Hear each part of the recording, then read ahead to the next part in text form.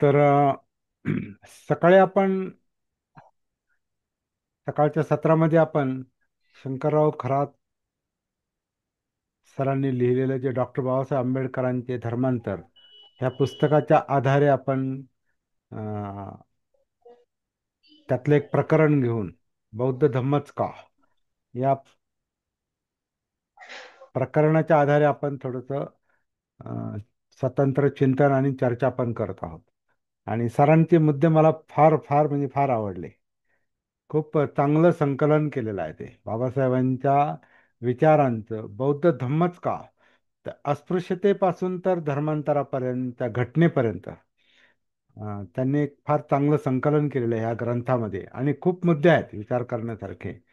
आणि ते कसं आहे, स्वतः ते साहित्यिक असल्यामुळे, चांगले वाचक असल्यामुळे, आणि नुसतेच वाचक नव्हते, ते उच्च दर्जाचे विद्वान पण होते ते. आणि खूप मोठ्या जबाबदाऱ्या त्यांनी सांभाळलेल्या होत्या. जसं आत्ताच दानके सरांनी आठवण करून दिली की ते त्यावेळेच्या मराठवाडा विद्यापीठाचे ते कुलगुरू होते. जे आजचं डॉक्टर बाबासाहेब आंबेडकर मराठवाडा विद्यापीठ आहे, त्यावेळेच्या मराठवाडा विद्यापीठाचे शंकरराव खरात हे कुलगुरू होते. आणि त्या काळात धानके सर तिथे विद्यार्थी होते, एम ए करत होते. तर त्यांनी फार महत्त्वाची आठवण या ठिकाणी करून दिली आणि काही माहिती पण आपल्याला सांगितली.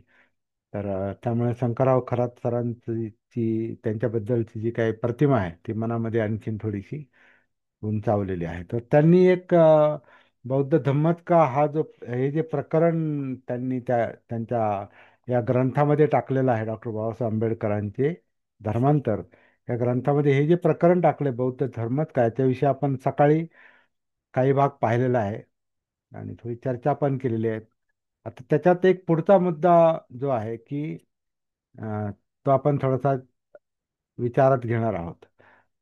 अ, बाबासाहेबांनी जे म्हटलंय की नव्या जगाला बौद्ध धर्माशिवाय तरणोपाय नाही.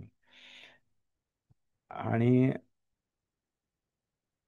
पुढचा जो आहे ते सगळं सांगून म्हणजे सामाजिक, बौद्धिक, आर्थिक, राजकीय स्वातंत्र्याचाही बुद्धाने पुरस्कार केलेला आहे. आणि समतेचा पुरस्कार केलेला आहे. बुद्ध धम्माच्या तोडीचा दुसरा धर्म नाही. असं एक इथपर्यंत आपण सकाळी आलो होतो.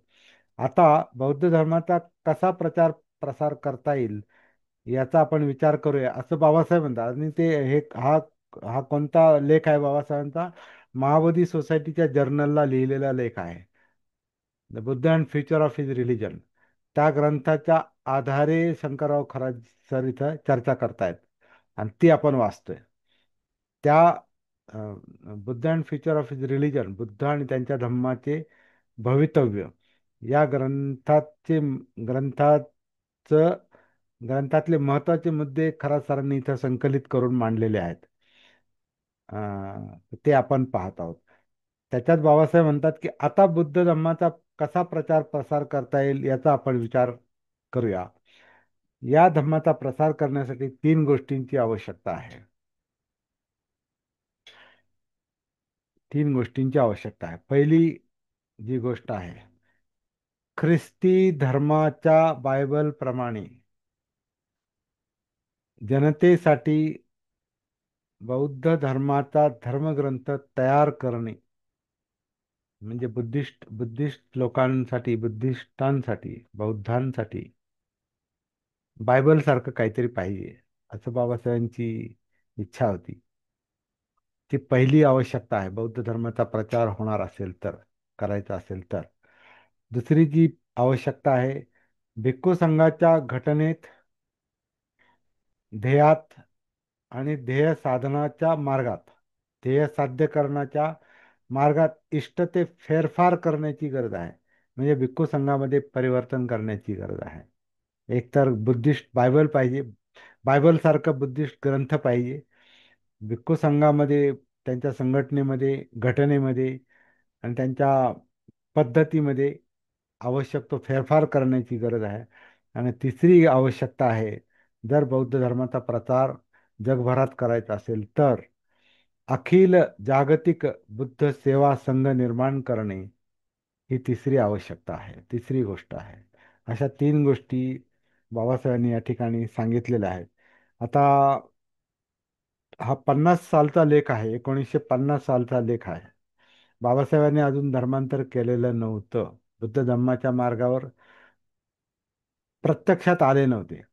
अप्रत्यक्षपणे ते बऱ्याच वर्षांपासून त्या प्रवाहात असणार आहे. अगदी मॅट्रिक झाल्यापासूनच हे त्यांनी इतरत्र सांगितलेलंच आहे. मॅट्रिक पास झाल्यानंतर त्यांना जे केळुसकर गुरुजींनी जे चरित्र, बुद्धाचं चरित्र भेट दिलं. आता मॅट्रिकचं वय म्हणजे साधारणतः ते 17 वर्षाचे असावेत. 17 एक वर्षाचे असावे. तर 17व्या वर्षात त्यांना ते बुद्धाचं चरित्र समजलं मुळात. ही पण फार मोठी आश्चर्याची गोष्ट आहे. आजही आपल्याला वय झालं तरी बुद्धांच्या गोष्टी, काही त्यांची शिकवण, त्याची हे आपल्याला अजून समजत नाहीत, लक्षात येत नाहीत. तर म्हणजे आपल्यावरून काय म्हणतात ना, ते पाहावं की आपण आपण 17व्या वर्षी कुठं होतो आणि बाबासाहेब 17व्या वर्षी कुठं होते. बाबासाहेबांना बुद्ध समजले. केळुसकर गुरुजींनी ते त्यांचं स्वतः त्यांनी चरित्र लिहिलं होतं, केळुसकर गुरुजींनी. बाबासाहेबांना तो ग्रंथ समजला. तर त्याचं स्पष्टीकरण ते करतात की मला तिथूनच माझी बुद्ध धम्माची सुरुवात झाली. आणि तौलनिक विचार करायची पण संधी त्यांना त्याच वेळेला मिळाली, कारण रामायण महाभारत ते त्याच्याच आधी वाचत होते, कारण त्यांच्या वडिलांना ते आवडत होते आणि ते त्याचं वाचन करायला लावायचे, रामायण महाभारताचं. म्हणजे त्या प्रवाहामध्ये, त्या धार्मिक प्रवाहामध्ये बाबासाहेब आधीच होते. आणि तशात हा बुद्ध आणि त्यांचा धम्म हा ग्रंथ त्यांना मिळाल्यानंतर तिथूनच त्यांच्या जीवनाची दिशा बदलायला सुरुवात झालेली आहे. आपल्या दृष्टीने सुद्धा आता हा अभ्यास करताना बाबासाहेबांचा जो जीवन मार्ग आहे, हा जीवन मार्ग पण आपल्याला लक्षात घेण्यासाठी आपल्याला हा अभ्यास फार उपयोगाचा ठरणार आहे. आपल्याला बाबासाहेबांबद्दल पण फार कधी कधी फार जुजबी माहिती असते, फार थोडी माहिती असते. त्यांचा जीवनपट ठीक आहे, एक माहिती म्हणून आपल्यापर्यंत असेल, पण त्या जीवनपटातले जे बारीक सारीक मुद्दे आहेत, घटनांमधले जे बारीक सारीक मुद्दे आहेत, की हे ह्याच्यानंतर ते, त्याच्यानंतर ते, त्याच्यानंतर ते, हे जे घटना, ह्या ज्या घटना आहेत, आता त्या घटना पण का घडल्या, त्याच्या पाठीमागची पार्श्वभूमी काय, हे सगळं आपल्याला विचारात घ्यायला तेवढी, काय म्हणणार, आपल्याला संधी मिळत नाही म्हणा, किंवा तेवढी आपली कुवत पण नसते. तेवढा आपण प्रयत्न पण केलेला नसतो. कधी कधी कुवत असते पण प्रयत्न कमी पडतात. कधी कधी संधी नसते. पण बाबासाहेबांच्या बाबतीत ते फार मुख्य मुद्दा म्हणजे बाबासाहेब एक जागृत व्यक्ती होते, भानावर जगणारे व्यक्ती होते. त्यामुळे त्यांची कोणतीही घटना त्यांनी लाईटली नाही घेतली. आपण मात्र काय होतं, आपल्या जीवनातल्या घटना ज्या आहेत ना, ह्या आपण फार खूप लाईटली घेतो आपण. आणि चला घडलं म्हणजे, आता समजा आपण सकाळी चर्चा केली की अस्पृश्यतेचा त्रास कसा होता हे सांगा, तर आपण आठवून आठवून एखाद दुसरी घटना आपण सांगतो. आणखीन पण घटना असतील, सगळ्याच आपण तेवढ्या सिरियसली घेतलेल्या नसतात, किंवा ते कळालेलंही नसतं. कधी कधी कळालेलं पण नसतं की आपल्याला हिणकस अपमानकारक वर्तणूक मिळालेली आहे, वागणूक मिळालेली आहे. ही गोष्ट आपल्याला कधी कधी लक्षात पण येत नसते. आणि लक्षात जरी आली तरी आपण ती लाईटली घेतो, सहज घेतो आपण. मी माझा स्वतःचाच अनुभव आहे अशा, म्हणजे मी एकच गोष्ट सांगितली सकाळी, पण अशा अनेक गोष्टी आहेत त्या त्या काळात तरी लाईटली घेतल्या. जाऊ द्या, ते जाऊ द्या प्रवृत्ती जी आहे ना, ही जाऊ द्या प्रवृत्ती ही नेहमी अन्यायाची परंपरा किंवा अंधश्रद्धांची परंपरा ही चालू ठेवते. जाऊ द्या, जाऊ द्या. बाबासाहेब तसे नव्हते. बाबासाहेबांनी प्रत्येक घटना ही ती सिरियसलीच घेतलेली आहे, चांगली असो वाईट असो. अभ्यासू माणसाचं लक्षणच असतं ते, तो डोळे झाकून तो अभ्यास करत नाही. डोळे उघडे ठेवून म्हणजे जागृतपणे तो अभ्यास करतो, आणि त्याच्यामुळं तो अभ्यास जीवनातल्या घटना, कोणाचं चरित्र वाचलं तर त्या चरित्राबद्दल सिरियसली विचार करणे.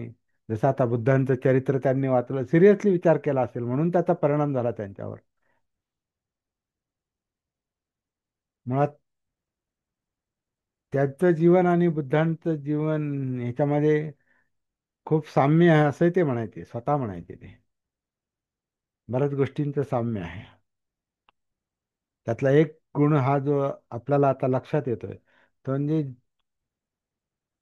जागृतीचा उच्चांक. बुद्धांच्या जागृतीचा उच्चांक हा सम्यक संबुद्ध सर्वोच्च जागृती. सम्यक संबुद्ध म्हणजे संपूर्ण जागृत अवस्था.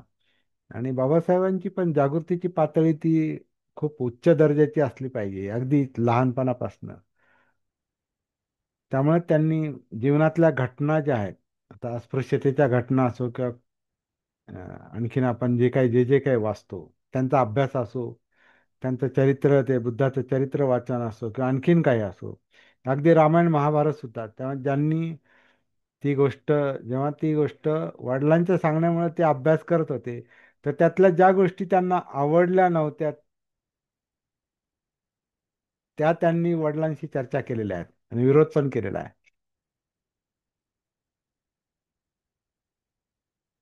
म्हणजे ते वडिलांना म्हणायचे का मला ही अमुक एक गोष्ट, अमुकाची अमुक गोष्ट मला आवडत नाही, रामायणातली किंवा महाभारतातली. तर त्यांना वडील एक प्रकारे हे करायचे, म्हणजे झापायचे की आपण तसं विचार करू नये, ती मोठी माणसं होती वगैरे असं. पण बाबासाहेब म्हणायचे मला त्यांचं ते म्हणणं पटत नसायचं.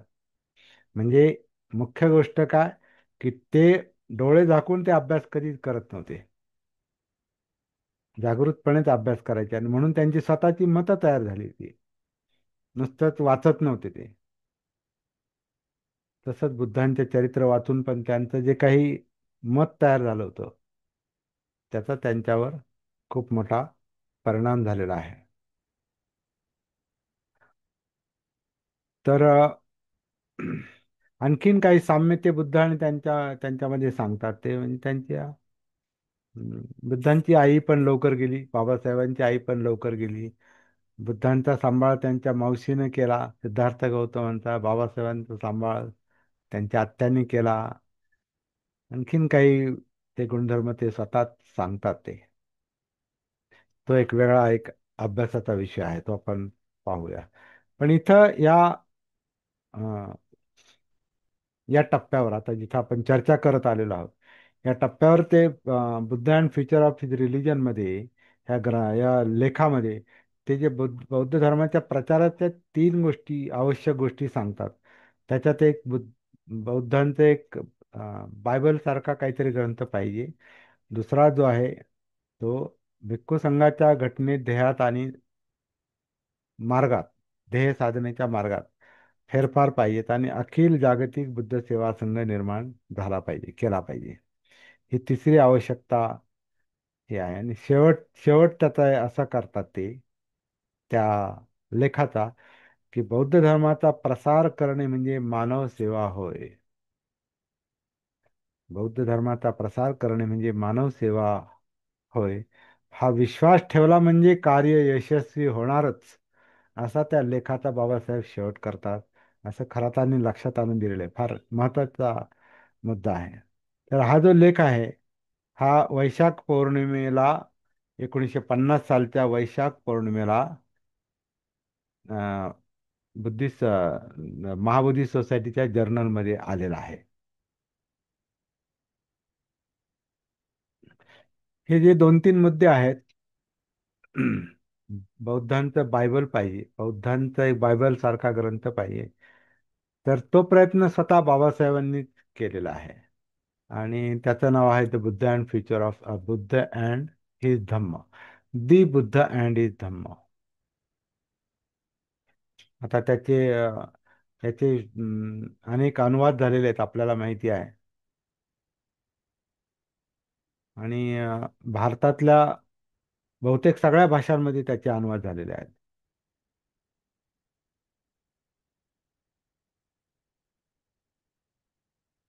आणि पण एक गोष्ट लक्षात येते तो ग्रंथ वाचल्यावर, बाबासाहेबांना जो बायबल सारखा ग्रंथ पाहिजे होता, तसाच बाबासाहेबांनी हा तयार केला असं स्वतः बाबासाहेबांचं पण म्हणणं नव्हतं. कारण बायबलवर प्रश्न निर्माण करायचे नाही, करायचा नाही, असा एक अलिखित हेच आहे. कारण तो देवाचा शब्द आहे. बायबल हा देवाचा शब्द आहे आणि देवाच्या शब्दाला तुम्ही प्रश्न निर्माण करू शकत नाही. कुराणावर प्रश्न निर्माण करू शकत नाही. गीता, रामायण, महाभारतावर तुम्ही प्रश्न निर्माण करू शकत नाही. परंतु बाबासाहेबांनी बुद्ध आणि धम्म, बुद्ध आणि त्यांच्या धम्माच्या प्रस्तावनेतच सांगितलेलं आहे की बुद्धांचं चरित्र आणि बुद्धांची शिकवण ही बौद्ध ग्रंथांनीच गोंधळाची बनवलेली आहे.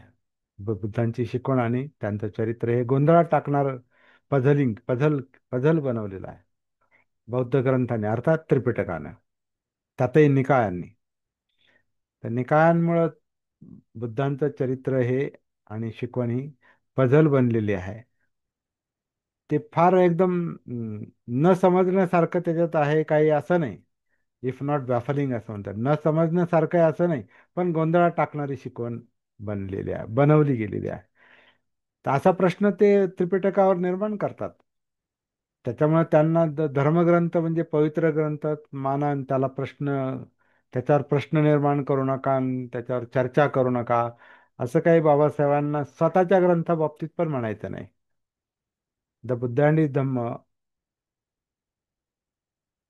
दि बुद्ध अँड इज धम्म, त्याचा अनुवाद पण चुकीचा केलेला आहे. आता बघा, आपलं आपण पण त्याचं परीक्षण केलेलं आहे बुद्ध अँड इज धम्मचं सुद्धा. त्याच्यावर आपण अभ्यास पण केलेला आहे, घेतलेला आहे ऑनलाईन. तर आता ते भाषांतरच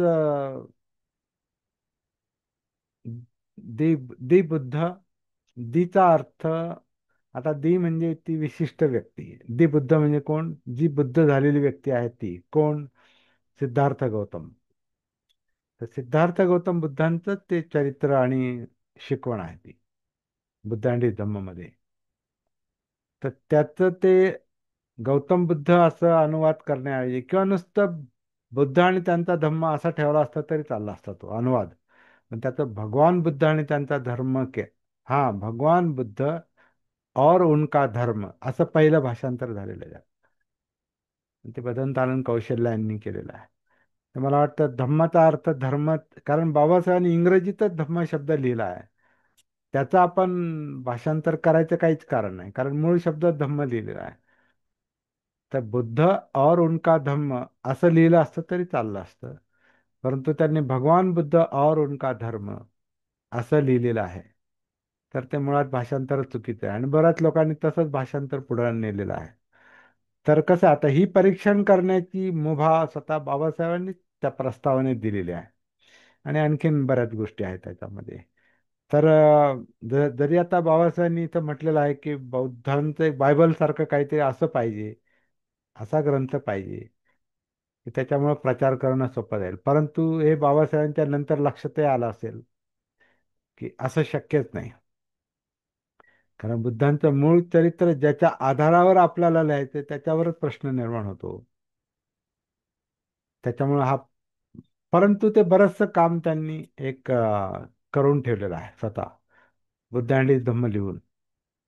चला, पुढचा मुद्दा जो आहे, भिक्खू संघाच्या ध्येय साधनाच्या मार्गात इष्टतो फेरफार करणे ही दुसरी गोष्ट आहे. आता ही गोष्ट बाबासाहेब जर हयात असते, बाबासाहेब धर्मांतरानंतर, धम्म स्वीकार केल्यानंतर लवकरच गेले, 7 आठवड्यात गेले.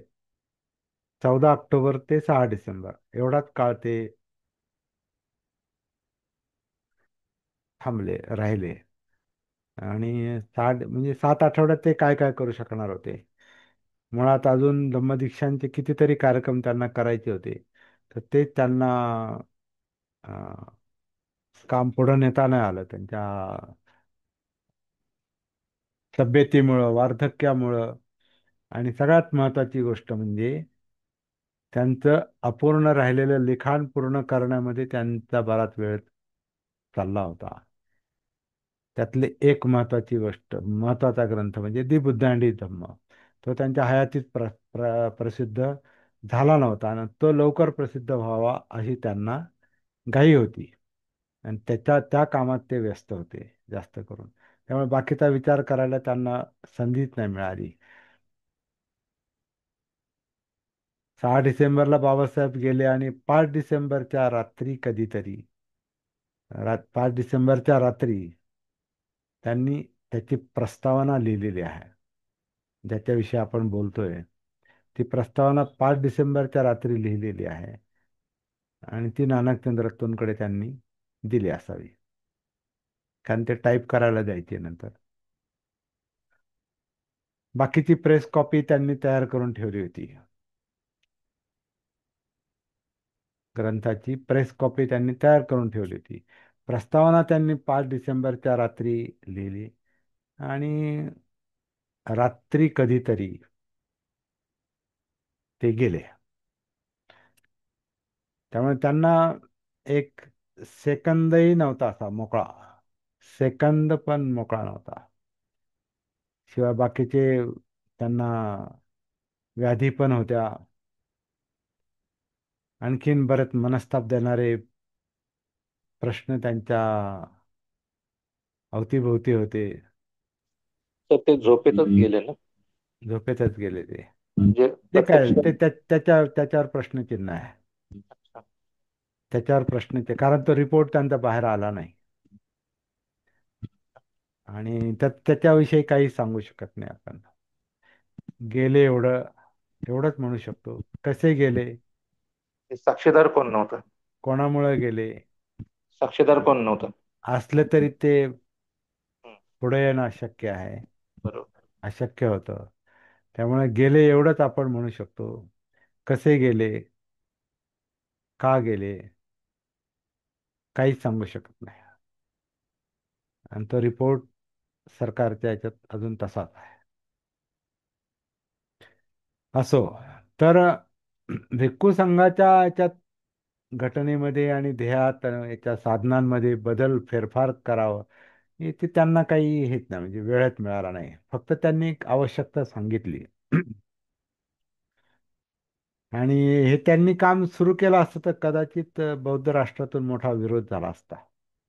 ह्या त्यांच्या ग्रंथाला झाला मुळात. बुद्धांडी धम्मलाच बौद्ध राष्ट्रातून, बौद्ध विद्वानांकडून किंवा इतर विद्वानांकडून त्याला प्रतिसाद मिळाला नाही. कारण त्याची जी त्याचं जे काय म्हणतात, मॅन्युस्क्रिप्ट होतं, काय म्हणतात, हस्तलिखित, त्यांची त्यांची जी मूळ प्रत होती ती त्यांनी 60 विद्वानांना जगभरामध्ये परीक्षणासाठी पाठवली होती, इंग्रजी प्रत. त्याला कोणीही प्रतिसाद दिला नाही, त्याला विरोधही दर्शवला नाही आणि समर्थनही दर्शवलं नाही. पण जर विरोध जरी दर्शवला नाही आणि समर्थनही दर्शवलं नाही, याचा अर्थ मनामध्ये काहीतरी त्यांच्या असं होतं की ते विरोधीच असणार आहे. तो विरोधी स्टँड होता, असं सरळ सरळ म्हणता येतं. किंवा एवढ्या मोठ्या व्यक्तीला कसं हे करणार, कसं सांगणार, असं तो एक म्हणजे दबाव पण असू शकतो. काही मत व्यक्त करणं हे इतर लोकांना योग्य पण वाटत नसेल, जे काय आहे ते. तर ते अं, त्या त्या ग्रंथालाच लोकांनी जर पॉझिटिव्ह रिस्पॉन्स दिला नाही, त्याला जर त्याचं जर समर्थन किंवा विरोध दोन्ही नाही केलं, तर मग आता भिक्खू संघाच्या घटनेत जर भिक्खू संघाच्या पद्धतीमध्ये जर बदल करण्याचा बाबासाहेबांनी प्रस्ताव मांडला असता, तर त्यालाही बौद्ध राष्ट्रांकडून त्याला विरोध झाला असता, डेफिनेटली, नक्कीच. तिसरी जी आवश्यकता आहे, जागतिक बुद्ध सेवा संघ निर्माण करणे, हे करायला बाबासाहेबांना वेळ मिळाला नाही. त्यामुळे तिन्ही आवश्यकता ज्या आहेत फार महत्वाच्या आहेत, परंतु ते आता कोण करील असा एक मोठा प्रश्न आहे. भविष्यामध्ये हे सगळं कोण करू शकणार आहे? धर्मग्रंथ तर निर्माण होणं शक्यच नाही. एकच ग्रंथ. जे आहे त्याच्यावर आपण चिंतन करू शकतो, विचार करू शकतो, जागृतपणे समजून घेऊ शकतो आणि काही सार आपण त्याच्यातून बाहेर काढू शकतो. जसं बुद्धांनी साराला महत्त्व दिलेलं आहे. अख्खे विश्लेषण विस्ताराला नाही, सार. मुख्य मुद्दा काय, मेन पॉइंट काय, तो मेन पॉइंट आपल्याला लक्षात जरी आला तरी पुष्कळ झाला. आणि तो मेन पॉइंट हा निबाणाचा आहे, दुःखमुक्तीचा आहे, माणसाचे प्रश्न सोडवण्याचा आहे. आणि माणसाचे प्रश्न सोडून सामाजिक आणि राष्ट्रीय आणि जागतिक प्रश्न सोडवण्याचा आहे. हे त्याचं एक सार आहे. तो आपल्याला विचारात घ्यावा लागेल. भिक्खू संघाचा मुद्दा हा आज आपण इथे विचारात घेऊ शकत नाही. जागतिक बौद्ध संघ निर्माण करणे, अं, असं कोणी स्वप्न पाहू शकतो, परंतु ते फार मोठं जिकिरीचं काम आहे, अवघड काम आहे. आणि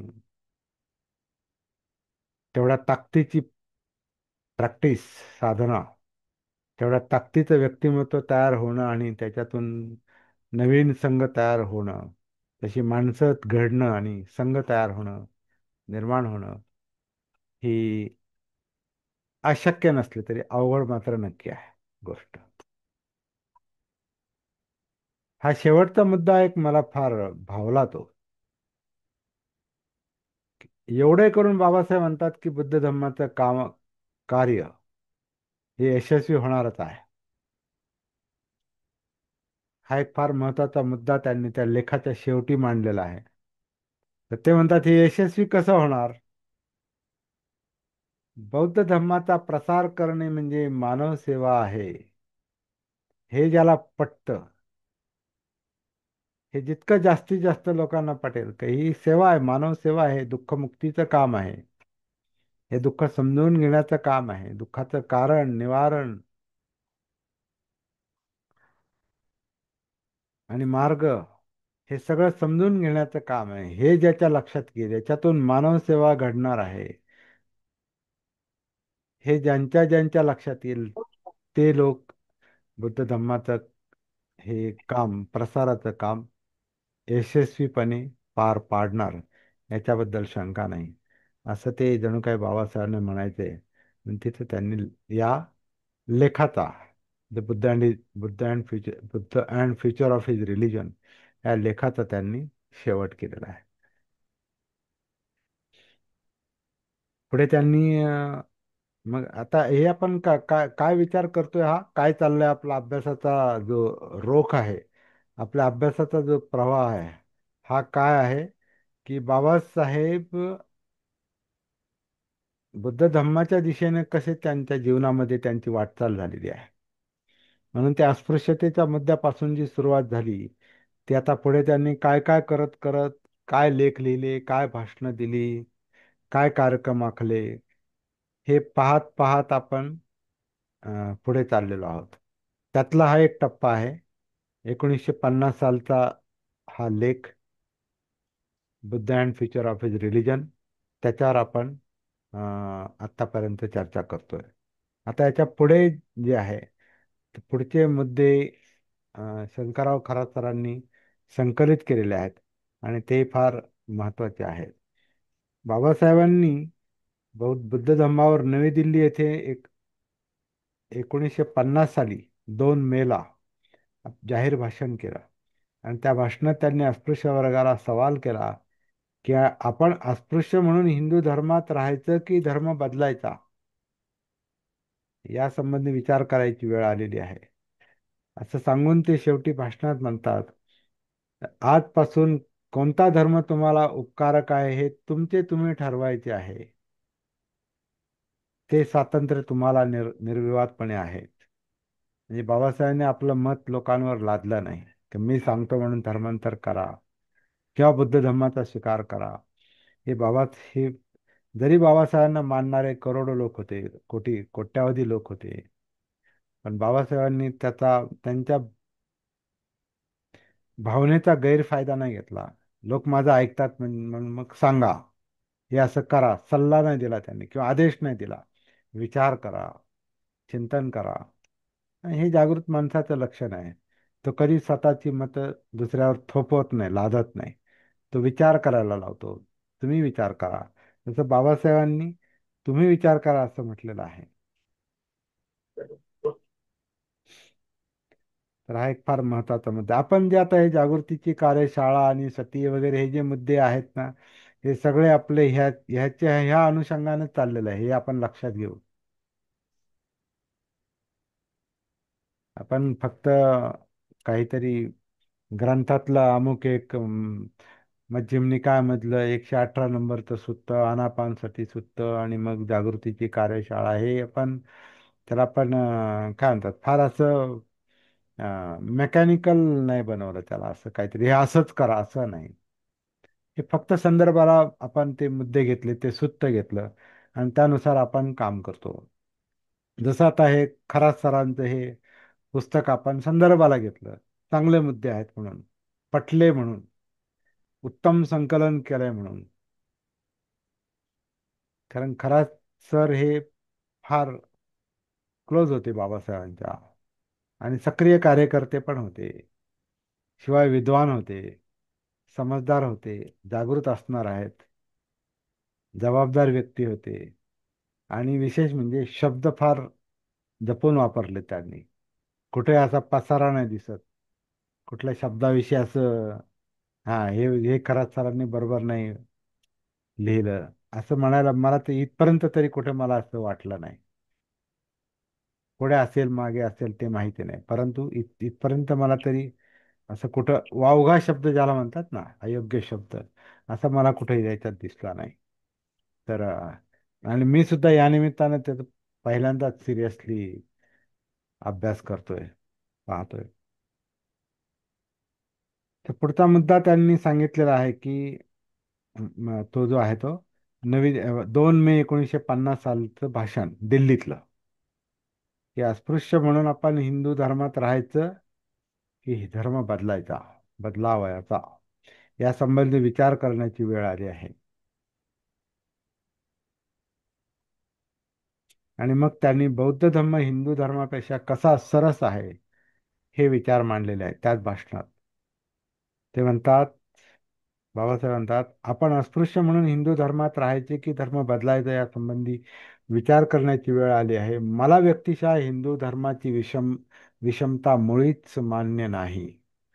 बौद्ध धर्म हा जातीविरहित एकजिन्सी समाज रचनेचा पुरस्कार करतो, तर हिंदू धर्म जातींवरच मुख्य अधिष्ठान ठेवतो. हिंदूंची दरेक जातीमध्ये चिरेबंदी भिंती घालून विभागणी करण्यात आली आहे. प्रत्येक जात ही जणू काही भिंतीत बंद आहे. फार भयंकर अवस्था आहे, ही त्यांनी लक्षात आणून दिलेली आहे. दरेक व्यक्तिमात्राला, माणसाला, समाजास, प्रत्येक व्यक्तीला, समाजाला आणि सरकारला धर्माची आवश्यकता आहे असं ते म्हणतात. म्हणजे धम्माची. खऱ्या धर्माशिवाय कोणाचीच प्रगती होणार नाही. बुद्धाची तत्वे जाती व वर्गाच्या विरुद्ध होती. बुद्धाने सामान्य जनतेत हा एक महत्वाचा मुद्दा आहे. बुद्धांनी सामान्य जनतेत वास्तव्य केले आणि मानवी दृष्टिकोनातून जनतेची दुःखे दूर करण्याचा प्रयत्न केला. तेव्हा आजपासून कोणता धर्म तुम्हाला उपकारक आहे हे तुम्ही ठरवायचे आहे आणि ते स्वातंत्र्य तुम्हास निर्विवादपणे आहे. नवी दिल्लीतलं 2/5/1950 सालच्या भाषणातला हा महत्वाचा अंश, पॅरेग्राफ खरा सरांनी इथं टाकलेला आहे. बाबासाहेबांनी बौद्ध धम्मासंबंधी पहिली मुलाखत दिली. आता हा एक पुढचा मुद्दा आहे, ती 5/5/50 दिली. म्हणजे 2/5 हे भाषण झालं, 5/5 लगेच त्यांनी पत्रकारांना मुलाखत दिलेली आहे आणि त्यांचा मनोदय पुढे त्यांनी सांगितलेला आहे. तर हा भाग थोडा आपण थांबून पाहूया का? किती वाजले आता? 11:56 झाले. तर आपण थोडासा चर्चेला वेळ देऊया आणि पुढचा जो मुद्दा आहे, 5/5/1950 साली पत्रकारांना मुलाखत देताना बाबासाहेबांनी आपला बौद्ध धर्माकडे निश्चित कल आहे ही गोष्ट जाहीर करून टाकलेली आहे. 5/5/50 म्हणजे 6 वर्ष आधीच 14 ऑक्टोबर 56 त्यांनी, म्हणजे आता 14 ऑक्टोबर 56 त्या दिवशी होती, पण आजचा दिवस जो आहे विजयादशमीचा, अशोक विजयादशमीचा दिवस, ज्याला आपण दसरा म्हणतात, अशोक विजयादशमीचा हा जो दिवस आहे, ह्या दिवशी त्यांनी धम्म स्वीकार करायचं ठरवलेलं होतं. त्या दिवशी ती तारीख, त्यावेळी ती तारीख 14 ऑक्टोबर होती. आज 2 ऑक्टोबर आहे. पण ते तारखेत अडकून पडण्यापेक्षा 6 वर्ष आधी बाबासाहेबांनी हे डिक्लेअर केलं होतं की माझा कल जो आहे हा बुद्ध धर्माकडे आहे. का? त्याच्यावर थोडंसं आपण नंतर विचार करू. का त्यातले मुद्दे जे आहेत त्या पत्रकारांच्या मुलाखतीतले, त्याच्यावर आपण थोडासा नंतर विचार करू. सध्या आपण आज जो काही विषय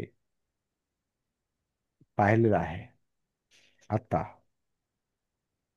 त्या अर्धा पाऊण तासापूर्वी,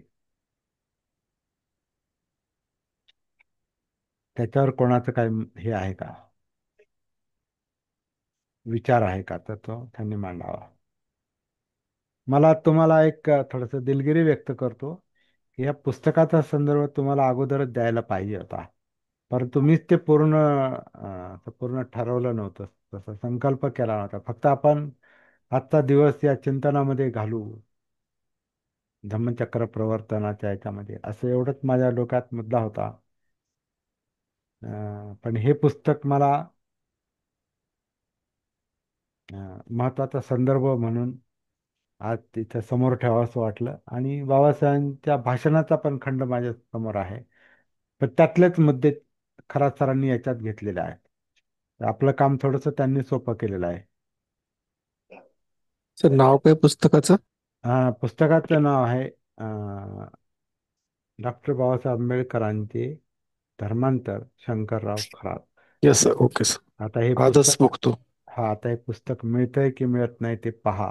पाहतो आणि सर, आजच बघतो. हा, आणि जर ते मिळालं तर मग इतरांनाही त्याची माहिती द्या.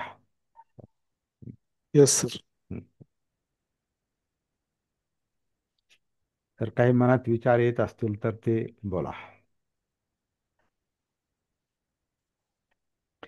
आणि काही आता आपली चर्चा चालू असताना काही तुम्ही पेन पेन आणि वही घेऊन जर बसला असाल तर काही मुद्दे लिहून काढत चला. म्हणजे महत्वाचा मुद्दा ज्याच्यावर आपल्याला विचार करणं गरजेचं आहे. तर जर आत्ता करत नसाल तर तसं करावं आपण. म्हणजे खिशामध्ये पेन कागद ठेवूनच बसायचं किंवा वही पेन घेऊन बसायचं.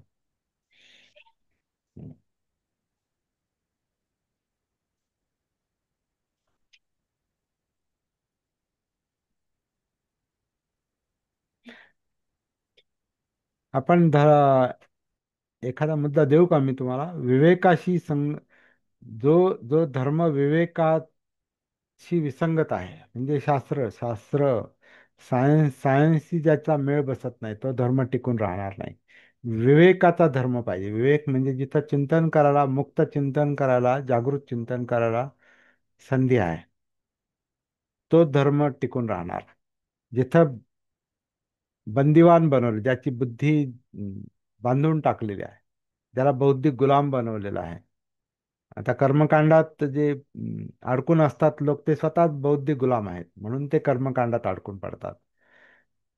लोकांना दोष देण्यात काय हे नसतं, काय अर्थ नसतो की त्यांनी तसं केलं, त्यांनी त्यांनी तसं केलं पण आपण स्वीकारलं, हा पण मुद्दा महत्वाचा आहे ना. त्यांनी आपल्याला अस्पृश्य म्हटलं, पण आम्ही पण अस्पृश्यता स्वीकारली ना. ते आपल्याला अमुक जातीचे म्हणतात, पण आपण पण ती जात माझी आहे असं म्हणतोच ना. मग दोष एका बाजूचा नाही, एका हाताने जसं म्हणतो ना आपण, टाळी नाही वाजत. तर बाबासाहेबांनी ही गोष्ट लक्षात आणून दिलेली आहे की तुम्ही तुम्ही ते मानताय, तुम्ही ते लादवून घेताय, कारण तुम्ही भानावर नाहीत, तुम्ही जागृत नाहीत.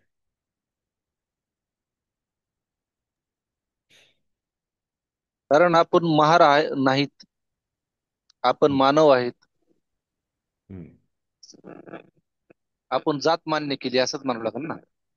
हो.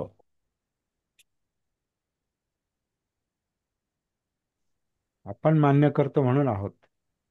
बरोबर. ते ते सूत्र आहे ना, what mind things that we become. आपलं मन जसं विचार करतं तसे आपण बनतो. कोण काय म्हणतो हा नाही महत्वाचा मुद्दा. आपण काय समजतो, आपण काय मानतो, आपलं मन आपलं चित्त कशाला धरून आहे, ती धारणा, ते ध्यान म्हणजे आपलं, तसे आपण बनतो. तसे आपण बनतो म्हणून तसं आपण वागतो, तसं आपण बोलतो, तशी आपण कृती करतो. म्हणजे आपलं चित्त आपलं मन हे त्याचं मुख्य कारण आहे. आता अगदी एकदम आपण बुद्ध आणि बाबासाहेब हे आणि हे सगळं आपलं जीवन याची सांगड घालायचा प्रयत्न करतोय. तर आपण आपण तसं धरून ठेवलंय म्हणून ते टिकून आहे जास्त. आपण सोडायचा प्रयत्न केला तर ते संपणार आहे. म्हणून आपण हे जे काही काम करतो जागृतीचं, सतीचं, हे या अर्थानं करतो, हे आपण आता ह्या निमित्तानं मला सांगण्याची आवश्यकता वाटते. काही लोकांना अजून लक्षात येत नाही की सती सती सती काय चाललंय, जागृती जागृती. तर याचा संबंध याच्याशी आहे. तर हा हा, बोला. धर्म हा माणसासाठी आहे, माणूस धर्मासाठी नाही. ही एक अर्थातच, अर्थातच धर्म हा माणसासाठी आहे आणि तो माणसाने निर्माण केलेला आहे. हा. धर्म हा पण माणसाने निर्माण केला, माणसाच्या विवेकानं चांगला धर्म निर्माण केलेला आहे. जिथं विवेक नाही त्यात तिथं त्यांनी चुकीचा धर्म, वाईट धर्म निर्माण केलेला आहे. चांगला असो किंवा वाईट, हा माणसाच्या प्रवृत्तीतून माणसाच्या प्रवृत्तीची ती निर्मिती आहे. तर कार्ल मार्क्सच्या विचाराशी ते म्हणजे सहमत नव्हते बाबासाहेब. हा तो पुढचा मुद्दा आहेच आहे. तो यातला पुढचा मुद्दा आहे तो. तो आपण बहुतेक संध्याकाळी घेणार आहोत. बुद्धिझम की कम्युनिझम हा एक त्यांच्या खरात सरांच्या या बौद्ध धम्मत का या प्रकरणाचा तो शेवट आहे. बुद्धिझम आणि बुद्ध की कार्ल मार्क्स वगैरे वगैरे. तर हे आपण बहुतेक संध्याकाळी याच्यावर विचार करूया आपण. सध्या आपल्या समोर जो आत्ता जे मुद्दे आहेत की एक तर विवेकाला प्रेरणा देणारा म्हणजे विचार करायला, जागृत विचार करायला, सारासार विचार करायला जो धम्म, जो धर्म हे करेल, प्रवृत्त करेल, तो धर्म टिकून राहील. बाकीचे धर्म हे या या सिद्धांतानुसार ते नष्टप्राय धर्म आहे, ते राहणारच नाही. कारण शेवटी काय आहे की मनुष्याच्या उत्क्रांतीमध्ये, मनुष्याच्या विकासामध्ये ही अवस्था कधी ना कधी येणारच आहे.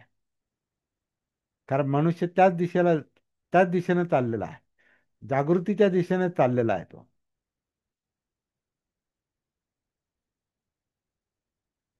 पण अजागृतीची अवस्था, अनकॉन्शियस अवस्था सध्या तरी खूप मोठी आहे, अजूनही खूप मोठी आहे.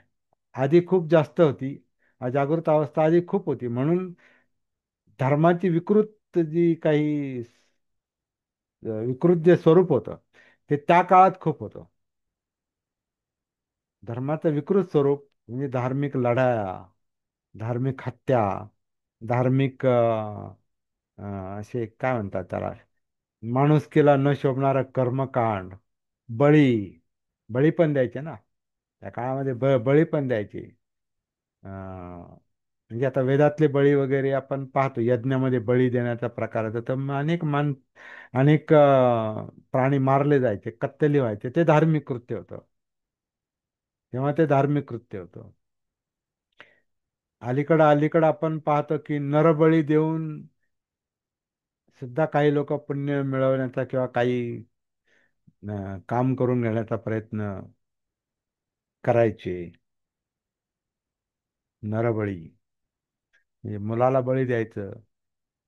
तर असं काही कोणाला माहिती आहे का, अशा काही घटना तर सांगा. नरबळीचा काय उल्लेख कुठं म्हणजे प्रत्यक्ष तुम्ही पाहायला ऐकलाय का?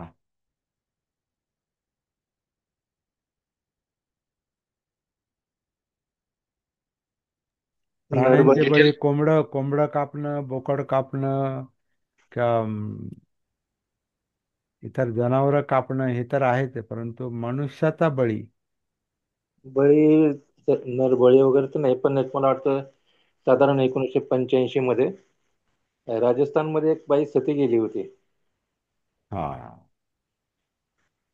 बरोबर. तो पण बळीच आहे. तो समाजानं घेतलेला बळी, तो धर्माचाच बळी आहे. कारण ती धार्मिक प्रथा म्हणूनच आहे. सती प्रथा ही धार्मिक प्रथा आहे. परंतु तसं ती बाई का करत असेल, त्याचं कारण हे समाज व्यवस्थाच आहे. जी समाज व्यवस्था निर्माण केली त्याच्यात तिला नवरा गेल्यानंतर तिचा सगळा पूर्ण आधारच गेला. तिला पुढं कोणी सांभाळणार नाही. तिला पुढे कोणाचा आधार मिळणं शक्य नाही. पुनर्विवाहाला बंदी होती. इस्टेटीमध्ये वाटेकरी पण नको असंही असेल. इस्टेटीचा पण मुद्दा, म्हणजे अनेक मुद्दे होते. धार्मिक धार्मिक याच्यामध्ये आर्थिक मुद्दा पण सामावलेला आहे ते. काही लोकांनी जे धूर्तपणे काही जे ही सिस्टम तयार केलेली आहे त्याच्या पाठीमागं आर्थिक किंवा प्रॉपर्टी अधिकार, त्याला ते शुद्ध शुद्ध समाज व्यवस्था ठेवणे, म्हणजे जाती व्यवस्था टिकवून ठेवायची असेल तर ते ही बंधनं जी आहेत ही बंधनं तेवढी स्ट्रॉंग करणं गरजेचंच वाटलं असेल त्यांना. किंवा हिने अमुक एक बाई सती गेली समजा, अमुक एक बाईचा नवरा गेला आणि तिला समजा आता जातीत कोणी स्वीकारलं नाही, तिने जर दुसऱ्या जातीत गेली, ती दुसऱ्या जातीचा नवरा केला, तर मग आली ना मग पंचायत, जाती व्यवस्था मग हे होणार, डिस्टर्ब होणार. ती जाती व्यवस्था जात राहणार नाही ना, मग दुसऱ्या जात म्हणजे आंतरजातीय तर ते सगळं त्याच्यावर मग उपाय काय काढला का जे आहे ते तिनं तिनं स्वतः जावं. आणि तू जर ते पवित्र काम करतेस तू हे सती जाऊन, असं पण तिला. आणि त्याचं आता एक मानसिकता आहे त्या ना, 7 जन्म हाच पती मिळो, याच्यासाठी पण नवस करणाऱ्या आहेत ना बायका. सात सात जन्म पती मिळो म्हणजे काय, हा गेला तर मग हा गेला तर काय, या महात्मा जन्मातला. फुले म्हणायचे ना, हा, महात्मा फुले म्हणायचे, कोण पुरुष स्वतः गेलेलाच पाहिलं नाही म्हणे. हा, नाही तर पुरुषांना नाही लागू ते. कारण स्त्री निर्मिती करते ना, तिच्यामुळे निर्मिती होते, म्हणून तिला तिच्यावरच बंधन ठेवण्याची गरज आहे, त्यांना वाटले असेल. आणि स्त्रीने पण ते मानलेलं असेल. ती पण प्रतिकार एक तर करू शकत नसेल, तिच्यावर तेवढं बंधन असेल, आणि जी प्रतिकार करण्याचा प्रयत्न करत असेल तिचे नंतर हाल करणार. त्यामुळे मग तिला नंतर वाटत असेल मेलेलंच बरं. मग त्याला एक पावित्र्य पण दिलेलं आहे. सती जाणं म्हणजे ते स्वर्गात जागा मिळेल तुला नवऱ्याच्या मागे, असंही काय असू शकतं. काय मानसिकता एक तर थोडासा वेगळा अभ्यासाचा पण विषय वाटतो, की काय मानसिकता आहे याच्या पाठीमागे.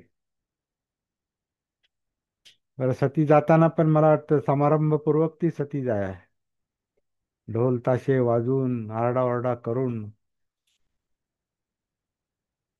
म्हणजे तिचा तिचा आक्रोश कोणाला ऐकू जाऊ नये. हो, म्हणजे निसर्ग नियम आहे असा की जेव्हा अंगाला चटके बसतात हा, तेव्हा ती स्त्री त्या चितेच्या बाहेर येण्याचा पूर्ण प्रयत्न करते. तर तिला ते काठीने ढोसून आतमध्ये आणि टाकतात, आणि कोणाला आवाज जाऊ नये म्हणून जोर जोरात ते ढोल वगैरे बडवतात. जोर जोर जोर जोर ढोल ताशे. काही अप्रगत समाजामध्ये असं पण आहे ना, की जर एखाद्याला जर सर्पदंश झाला ना, तर तो हं. सर्पदंशाने त्याचा जो त्रास आहे तो इतरांपर्यंत पोहोचू नये म्हणून त्याला काय, आता त्याला कोणता जाणत्याकडे नेणं किंवा कोणाकडे नेणं हे असे अघोरी प्रकार ते करतात, आणि त्याला तिथपर्यंत नेण्यासाठी जोरजोराने ते हे बडवतात ढोल ताशे, कारण तो आरडाओरडा करत असेल. असा एक प्रकार असतो. हे सगळ्या गोष्टी आता ऐकून ऐकून माहिती आहे. प्रत्यक्षात असं कोणी काही पाहिलं असेल तर सांगा. मी तरी असं पाहिलं नाही.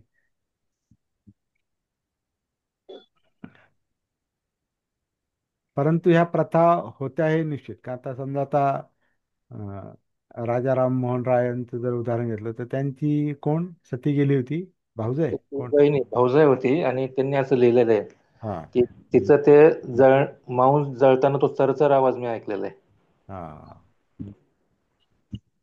तर ही भयंकर अवस्था पाहून मग याच्यातूनच जी काही माणसं, खरी जागृत माणसं चळवळ करतात ना, हे यातना पाहूनच करतात. बाबासाहेबांना पण हे अस्पृश्यतेच्या यातना, असह्य यातना हे त्यांनी स्वतः पण भोगल्या होत्या. काही चटके स्वतः त्यांनी सहन केले होते. परंतु त्यांनी एक,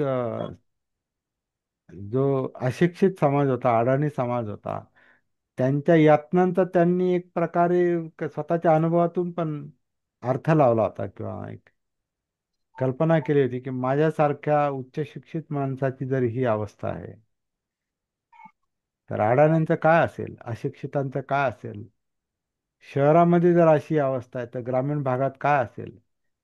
त्याच्यामुळं बाबासाहेबांच्या संवेदनशील आणि जागृत मनाला हे सहन होणं शक्यच नव्हतं. Hello sir. हा, बोला. मी माझा अनुभव सांगते तुम्हाला. हा, बोला बोला. अं, माझे मिस्टर वारले हा. 1999 साली. हा. तेव्हा मला माहेरच्यांनी पण सोडून दिलं आणि सासरच्यांनी पण सोडून दिलं.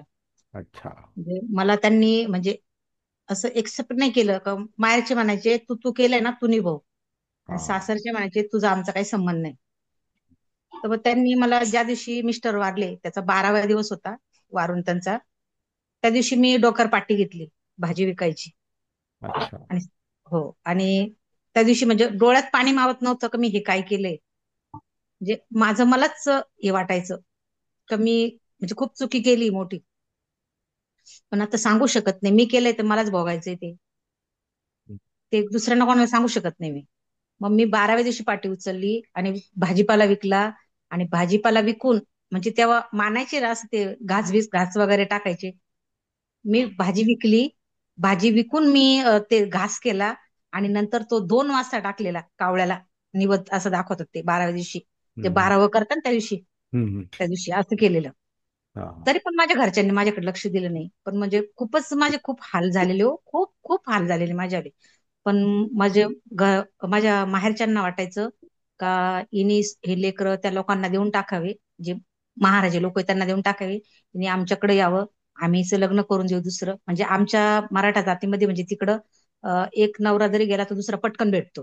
शेतीपोतीवाला पटकन भेटून जातो, म्हातारा का होत नाही पण भेटतो. हम्म. आणि इकडच्या लोकांना वाटायचं, सासरकडच्या लोकांना वाटायचं ही त्या जातीची आहे, हिने केलाय पण ही काय आपल्याजवळ राहणार नाही. ही आता मराठी लोकांची एक तुम्हाला वस्तुस्थिती सांगते मी, की बरोबर. त्यांना एक नवरा असला तरी दुसरा लागतोच. ही त्यांची हे आहे. म्हणजे असतो, एक घरात असतो एक बाहेर असतो, म्हणजे त्यांचं ते असतं ते. पण असतं. पैशासाठी करतात त्या, काय करतात हम्म. ते आपल्याला नाही माहिती, पण असतं ते. तर मग हम्म. त्यांनी काय केलं, मला ते सासरच्या लोकांना वाटलं ही काय राहणार नाही, या लोकांना सवय आहे असं एक झाला का लगेच दुसरा करतात या. तर ह्या परिस्थितीत सुद्धा मी असं काही चुकीचं पाऊल उचललंच नाही. ते म्हणजे माझा सगळ्यात लहान मुलगा फक्त 4 वर्षाचा होता. तोपासून मी, आणि मोठा मुलगा 11 वर्षाचा होता. 2 मुली मधल्या होत्या, एक 7 वर्षाची एक 9 वर्षाची. त्यांना म्हणजे मी एका घरात राहून, तर माझी नणंद अशी समोर राहायची, समोरच राहायची नणंद. सासर पण जवळ, सगळं जवळ होतं, माहेर पण जवळच होतं, जवळच होते सगळे, लांब नव्हते. पण तरी माझ्याकडे लक्ष दिलं नाही. मी एकटी घरात झोपायचे आणि पोरांना घेऊन झोपायचे. लाईट सुद्धा नव्हतं देत माझ्या घरात. मी दिवा लावून पोरांना झोपायचे. आणि माझं घर एकदम एकांतात, म्हणजे कसं बांधलेलं होतं, जिथं लोक टॉयलेटला जातात, असं टॉयलेट करायचे रात्रीच्या वेळेस, त्या ठिकाणी मी असं छोटंसं घर बांधलं आणि तिथं राहायचे. तिथं राहून त्या पोरांना लहानचं मोठं केलं. आणि न चुकीचं पाऊल उचलल्यामुळे, चांगलं वागण्यामुळे माझ्या पोरांवर चांगले संस्कार आहे. माझी पोरं म्हणतात नाही आमच्या आईने आमच्यासाठी खूप केलंय. आणि म्हणजे असं पोरं माझी थोडीशी इज्जत करतात अशी. तर म्हणजे चांगलं आहे, असं जरी, चांगलं आहे. हा हा, आणि आपण म्हणतो ना ते त्रास नव्हता, पण ह्या काळात सुद्धा होताच असं नाहीये. म्हणजे दोन्ही कडचे आपल्याला सपोर्ट नाही केलेला, मला कोणीच सपोर्ट नाही केला. पण माझा एक भाऊ आहे ना, त्याने हम्म. मला सपोर्ट केलेला. नंतर नंतर त्याला वाटलं का नको, माझ्या बहिणीची खूप हाल होत आहे, मग हम्म. त्याने मला सपोर्ट केलेला.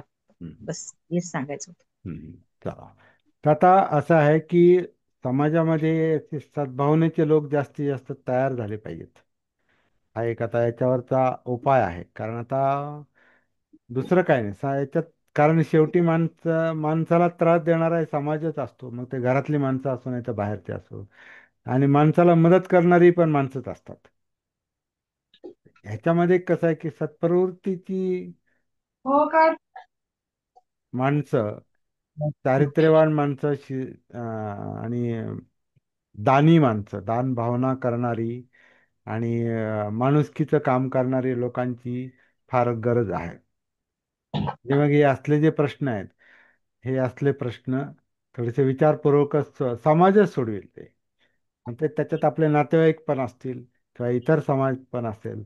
परंतु याच्यासाठी बुद्ध धम्माचा प्रचार व्यवस्थित होणं फार गरजेचं आहे. बुद्ध धम्माचा प्रचार म्हणजे फक्त कर्मकांडांचा प्रचार नाही.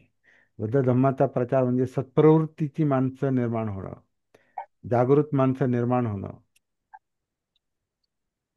जागृत समाज, सत्प्रवृत्तीचा समाज निर्माण होणं हे गरजेचं आहे. आणि हे काही असं म्हणजे असे पोकळ कल्पना नाहीत. हे प्रॅक्टिकल घडू शकणारी गोष्ट आहे. जे आता आपण ही काही मी हे पाहतोय म्हणजे सध्याच पाहतोय की आता आपल्या ह्या आता 10 वर्ष चाललंय हे काम आपलं. लॉकडाऊनच्या आधी, 19च्या आधी, समजा 1-2 वर्ष आधी,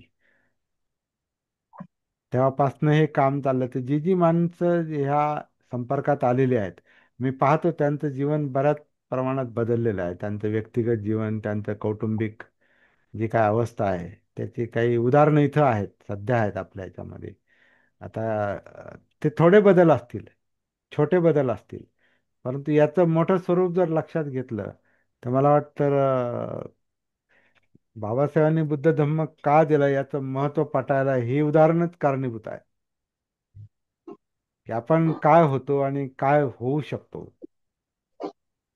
हे आपण आपल्या डोळ्यादेखत पाहू शकतोय. हे मागच्या जन्मातलं आणि पुढच्या जन्मातलं कर्म नाही, आत्ताच इथंच. तर हा एक फार महत्वाचा मेसेज मला आता हे सोनवणे ताईंच्या याच्यातून मला दिसतोय की समोर आपल्या नात्यातली माणसं समोर राहतात आणि तुम्हाला मदत करायची इच्छा होत नाही.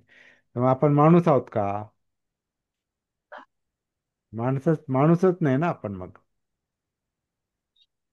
माणूस बनण्याची गरज, म्हणून माणुसकीची चळवळ आहे. बाबासाहेबांची चळवळ ही माणुसकीची चळवळ आहे. आणि ती माणुसकी आपल्या आपल्यातच आधी आपल्याला दिसली पाहिजे, संबंधितांमध्ये दिसली पाहिजे. आपण हे या गोष्टी, हे त्रास आपण उघड्या डोळ्याने जर पाहत असून आपल्याला जर वाटत नसेल की काही आपण हातभार लावला पाहिजे, तर मग आपण माणसात नाही ना. माणूस म्हणून आपला विकास नाही झाला. आपण प्राण्यांसारखेच आहोत किंवा नुसते बघे आहोत. बघ्याची भूमिका असणारे फार लोक आहेत. जाऊ दे, आपल्याला काय करायचंय, त्यांचं ते पाहून घेतील आणि यांना मदत केली तर समाज काय म्हणाल. आणि ते म्हणतातच, बरोबर. नात्यातले लोक म्हणतात, तुला कोणी सांगितलं आगाऊपणा करायला, आणि करणार असेल तर तुझं तू बघून घे. असं म्हणजे ब्लॅकमेलिंगचा जो, कोंडी करण्याचा जो प्रकार आहे, वाळीत टाकण्याचा, कोंडी करण्याची जी मानसिकता आहे, ही पण फार भयंकर आहे. जसं आता बाबासाहेबांनी सकाळी सांगितलं की तुमच्यावर जर काही प्रत्यक्ष कारवाई करता नाही आली तर मग ते काय करणार, तुम्हाला वाळीत टाकणार.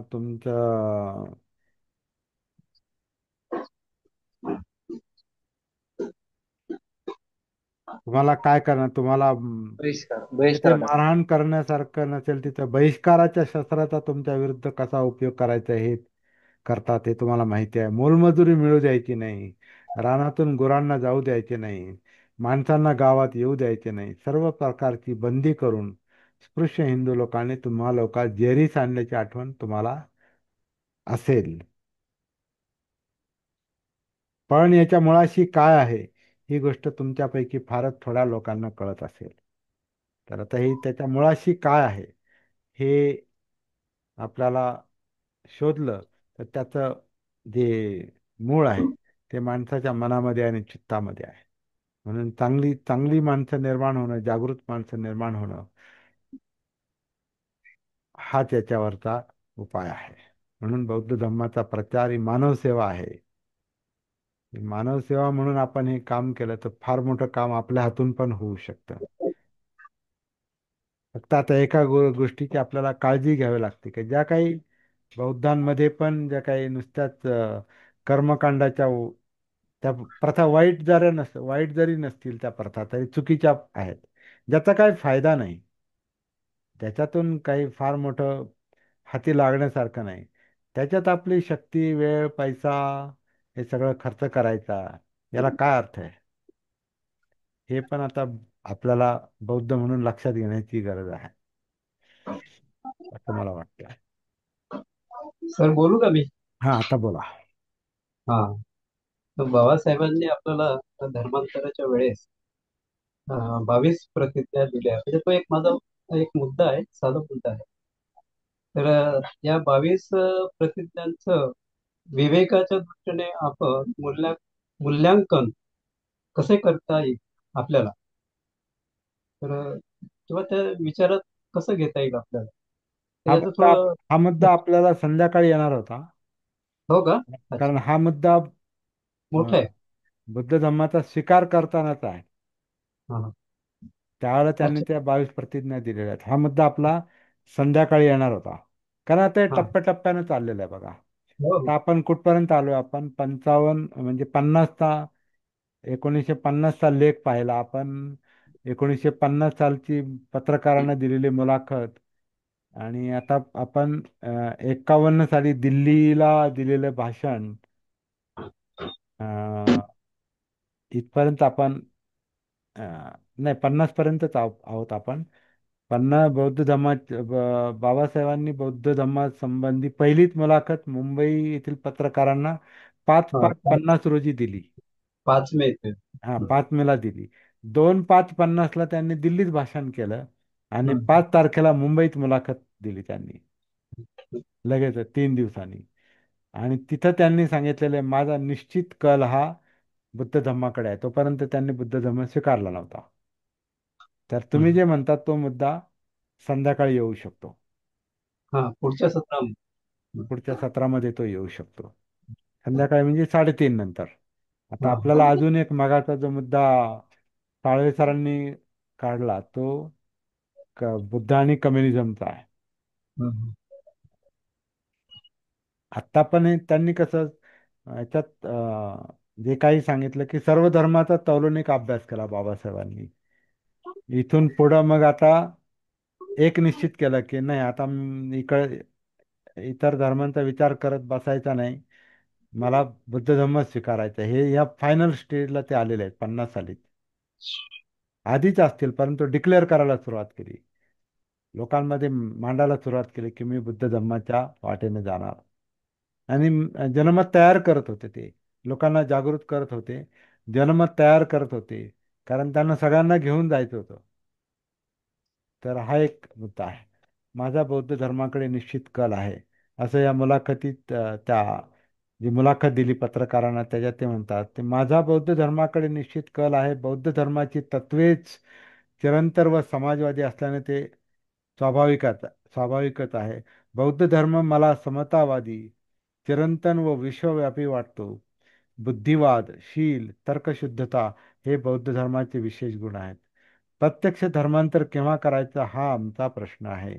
त्याबद्दल हिंदूंनी अगर इतरांनी चिंता करण्याचे कारण नाही. कारण आता पत्रकार परिषद चालली, आणि कोणीतरी पत्रकारांनी प्रश्न विचारला असेल किंवा खोचक प्रश्न विचारला असेल, कधी करणार धर्मांतरण, कोणत्या धर्मात जाणार? तर प्रत्यक्ष धर्मांतर केव्हा करायचे हा आमचा प्रश्न आहे. त्याबद्दल हिंदूंनी अगर इतरांनी चिंता करण्याचे कारण नाही. डॉक्टर बाबासाहेब बौद्ध धर्मासंबंधी संधी मिळेल तिथे आपले विचार मांडत होते. शेवटचा काळ आहे 50 नंतरचा. आणि त्याचबरोबर बौद्ध धर्म अस्पृश्य समाजाला समजावून सांगत होते. अस्पृश्य समाजाचीही बौद्ध धर्माकडे मनोभूमिका तयार करत होते. बाबासाहेब कोलंबो येथे जागतिक बौद्ध धर्म परिषदेला हजर असताना तेथील यंग मेन्स बुद्धिस्ट असोसिएशन नावाच्या बौद्ध तरुणांच्या संघटनेपुढे आपले विचार त्यांनी मांडले आहेत. त्यात त्यांनी अस्पृश्य वर्गाला सल्ला म्हणूनच की काय असे स्पष्ट मार्गदर्शन केले की बौद्ध धर्माशिवाय अस्पृश्यांना दुसरा कोणताही मुक्तीचा मार्ग नाही. या भाषणात बाबासाहेब आंबेडकर यांनी विचार मांडताना ते म्हणाले की गेली 35 वर्ष मी राजकीय लढाई चालवली आहे. या लढाईत मोठमोठ्या व उच्च म्हणवणाऱ्या हिंदूंच्या तलवार मला भिडवावी लागली. याच काळात जगातील सर्व धर्मांचा मी अभ्यासही केला आणि आता शेवटी एका अपरिहार्य निर्णयास मी येऊन पोहोचलो आहे. तो निर्णय हाच की बौद्ध धर्माशिवाय अस्पृश्यांना दुसरा कोणताही मुक्तीचा मार्ग नाही. फक्त बौद्ध धर्मातच अस्पृश्यतेच्या निवारणाचा चिरकालीन उपाय आहे. जर तुम्हा समतेचे तत्व हवे असेल आणि आर्थिक दास्यातून मुक्तता करावायची असेल तर बौद्ध धर्माशिवाय दुसरा कोणताच आश्रय नाही. नथी शरणंगय्यम बुद्धो शरणं वरम. डॉक्टर बाबासाहेब बौद्ध धर्माचा स्वीकार करण्याचे मार्गदर्शन अस्पृश्य समाजाला आपल्या भाषणातून करू लागले आहेत. बौद्ध धर्माचा पुरस्कार करू लागले आहेत. ते स्वतः अशा निर्णयाप्रत आले. या बातम्या दिलेल्या आहेत पत्रकारांनी. त्याचे ते स्वतः असा निर्णयाप्रत आले आहेत की अस्पृश्यांनी बौद्ध धर्म स्वीकारून त्याप्रमाणे आचरण ठेवायला पाहिजे. त्याही पुढे जाऊन बाबासाहेब निर्धारपूर्वक असे जाहीर करतात की साऱ्या हिंदू धर्माला या नव्या क्षेत्रात म्हणजे बौद्ध धर्मात आणण्याचा प्रयत्न करीन. मानवतेचे संपूर्ण संरक्षण होण्यासाठी हिंदुस्थानलाच काय पण साऱ्या जगाला बौद्ध धर्माची कास धरावी लागेल. त्यावेळेला हिंदुस्थानच होता, भारत नव्हता झालेला. ते 50 नंतर ती गोष्ट व्यवहारात आली. नवी दिल्ली येथे नवी दिल्ली येथे 20 मे 1951 रोजी अ, नवी दिल्ली येथे 20 मे 1951 रोजी भारतीय महाबोधी सोसायटी नवी दिल्ली येथे यांच्या वतीने बुद्ध जयंती साजरी करण्यात आली. त्यावेळी बाबासाहेब आंबेडकर आपल्या भाषणात बौद्ध धर्माविषयी विचार मांडताना म्हणाले, माझी अशी इच्छा आहे की भारतातील साऱ्या अस्पृश्यांनी बुद्धांची शिकवण आत्मसात करून बौद्ध धर्म स्वीकारून त्याप्रमाणे आचरण ठेवावयास पाहिजे. बुद्धांच्या शिकवणुकीचा अंगीकार करण्यास लोकांना सांगण्यापूर्वी बौद्ध धर्म आणि हिंदू धर्म यातील फरक सांगायला हवा आणि मग ते दोन्हींची तुलना त्याच्यामध्ये करतात. पुढचं, माझे शेवटचे आयुष्याचे दिवस आता बौद्ध धर्माच्या प्रचारात खर्च करण्याचे मी निश्चित केले आहे. नंतर मग मुंबईला 27 मे 1953 रोजी बुद्ध जयंती निमित्त घेतलेल्या सभेत बाबासाहेबांनी बा आपल्या भाषणामध्ये खालील विचार मांडले. जातीभेदाचे मूळ कायमचे उच्चाटन करण्यासाठी आपण हिंदू धर्माचा त्याग करणेच आवश्यक आहे. जमिनीवर असलेल्यांच्या पायाखाली काय खुपते याची कल्पना वरच्यांना येणार नाही. ही जातीभेदाची समाज रचनात उलथून पाडावायची असेल तर आपणाला बौद्ध धर्माची शिकवण अंमलात आणली पाहिजे. बुद्धांना वेद मुळीच मान्य नव्हते. त्यांनी स्पष्टपणे जाहीर केले होते. वर्णव्यवस्थाही बुद्धांना मान्य नव्हती. बुद्ध वाङ्मयात चातुर्वर्ण्यावर पदोपदी प्रहार केले आहेत आणि त्यामुळे कट्टर हिंदू धर्माचा कडवा विरोध त्यांना झाला. तर अशा प्रकारे शेवटी नंतर ते रंगूनच्या भाषणाचा एक महत्वाचा जो संदर्भ आहे तो एक आपण या ठिकाणी पाहूया आणि थांबूया. रंगूनच्या भाषणामध्ये त्यांनी काय म्हटलेलं आहे की बौद्ध धर्माचा प्रसार भारतात केल्या वाचून मी राहणार नाही आणि त्याच्यासाठी काय काय केलेलं आहे आतापर्यंत ते सांगतात की मी पार्लमेंटमध्ये बौद्ध धर्माच्या पुनरुत्थानाविषयी काही गोष्टी करून टाकल्या आहेत. भारताच्या राज्यघटनेचा मी शिल्पकार आहे. ती घटना तयार केली, ती पाली भाषेच्या उपस्थितीची योजना करून ठेवली, ही एक गोष्ट. दुसरी गोष्ट, राष्ट्राध्यक्षांच्या राजवाड्यावर गौतम बुद्धांच्या शिकवणुकीतील पहिलेच चरण धम्मचक्र प्रवर्तन असं लिहिलेलं आहे. तिसरी गोष्ट म्हणजे भारतीय पार्लमेंटच्या निशाणावर अशोक चक्र हे भारत सरकारचे प्रतीक म्हणून घटनेने मान्य करून घेतले आहे. मुंबईत सिद्धार्थ नावाचे कॉलेज मी स्थापन केले आहे. अजिंठा वेरूळ इकडे जाताना वाटेत औरंगाबाद येथे दुसरे मिलिंद या नावाचे कॉलेज स्थापन केले. पुरेसा पैसा जमा झाल्यास दिल्ली, मुंबई, कलकत्ता, मद्रास या शहरात बुद्ध विहार स्थापन करून प्रत्येक रविवारी लोकांच्या उपासनेची सोय करण्याचा माझा मनोदय आहे. अशा रीतीने माझा या बौद्ध धर्माच्या बाबतीत प्रयत्न चालू आहे. जगात भारत हा एकच देश असा आहे की जेथे बौद्ध धर्माचा प्रसार थोड्या काळात करता येईल. भारत देशात बौद्ध धर्माचा प्रसार करण्यासाठी आवश्यक अशा अनुकूल गोष्टी आहेत. बाबासाहेबांवर अशी टीका पण झाली की आता तुम्ही आता ह्या धर्मातून जाणार, हिंदू धर्मातून जाणार, तुमचं अवतार कार्य संपलं. तुमचं आता अवतार कार्य संपलं. त्याला उत्तर बाबासाहेबांनी फार छान दिलेलं आहे. बाबासाहेबांच्या हस्ते कुठं उत्तर दिलंय ते बाबासाहेब आंबेडकर यांच्या हस्ते भारतातील पहिल्याच बुद्ध विहाराचे देहू येथे उद्घाटन झाले. पहिलं बुद्ध विहार देहू पुण्यामध्ये. आणि त्यांच्या हस्ते या मंदिरात त्यांनी स्वतः आणलेल्या भगवान बुद्धांच्या प्रतिमेचीही प्रतिष्ठापना करून बौद्ध धर्माच्या पुनरुज्जीवनाच्या कार्याला सुरुवात केली. या दृष्टीने या प्रसंगाला बौद्ध धर्माच्या इतिहासात फार महत्त्व आहे. तर याच्यावर टीका म्हणून काही लोक म्हणाले की आता बाबासाहेबांनी शेवटी उडी मारली ती कुठं मारली? त्या हिंदू धर्माचाच एक भाग असलेल्या बौद्ध धर्मात मारली. आणि त्यांचं अवतार कार्य आता संपलेलं आहे. बाबासाहेब संपले. बाबासाहेब म्हणतात या देवरोडच्या कार्यक्रमानंतर, माझे आता अवतार कार्य संपले नसून त्याला आता सुरुवात झाली आहे. आणि त्यांचे हे बोल खरे आहेत. बौद्ध धर्माच्या पुनरुज्जीवनाला या शुभ प्रसंगापासूनच सुरुवात झाली आहे. देवरोड येथे 25/12/55 रोजी भारतातील पहिल्या बौद्ध मंदिराचे उद्घाटन करते बाबासाहेबांनी बौद्ध धर्माविषयी विचार मांडले. माझे अवतार कार्य नव्यानं सुरुवात होत आहे. आम्ही महाडचा सत्याग्रह केला. तुम्ही हिंदू लोक आम्हाला हिंदू म्हणता ना, मग हे लोक आपल्याला पाणी प्यायला देतात की नाही हेच पाहायचंय. ह्याच्यासाठी हा सत्याग्रह केला. आणि अस्पृश्यांना दाखवून द्यायचे, तुम्ही म्हणता ना आम्ही हिंदू आहोत, तर तुम्ही पाण्याला शिवल्यावर काय होतंय ते बघा. हे पण त्यांनी अप्रत्यक्षपणे दाखवून दिलेलं आहे. आपल्याला देवळात जाऊ देतात की नाही हे पाहण्यासाठी मंदिर प्रवेशाची चळवळ केली. आणि ते म्हणतात, इतके दिवस नांगरट झाली, जमीन आता पेरायला उपयोगी झाली आहे. माझ्या आयुष्यात आता थोडे राहिले आहे. मी आता इतर कार्यातून निवृत्त होणार आहे. मला या बौद्ध धर्माच्या प्रसाराचं काम करायचं आहे.